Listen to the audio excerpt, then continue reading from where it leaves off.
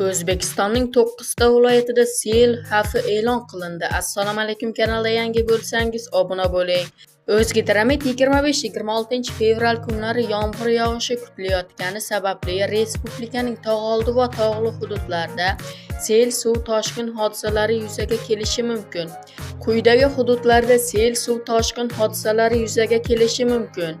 Qashqadaryo viloyati: Yakkabog', Dehqonobod, Chiroqchi, Kitob, Shahrisabz, Qamashi, G'uzor tumanlarida.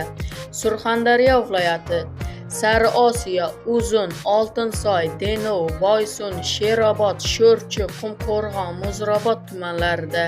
Samarqand viloyati: Urgut, Samarqand, Bulung'ur, Nurobod, Qo'shrobod, Kattaqo'rg'on, Payariq, Jamboy, Ishtixon tumanlarida. Navoiy viloyati: Hatirchi, Navbahor, Nurota, Karmana tumanlarida.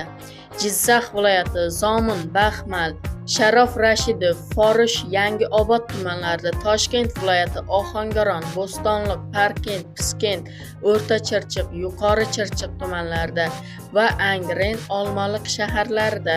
Namangan viloyati: Pop, Kosonsoy, Chortoq, Chust, Namangan, Yangiqo'rg'on tumanlarida. Farg'ona viloyati: So'x, Shoximardan, Farg'ona, Beshariq tumanlari. Andijon viloyati: Andijon, Asaka, Jalaquduq, Qo'rg'ontepa, Paxtabod, Izboskan, Xo'jobod, Marhamat tumanlari va Xonobod shahrida.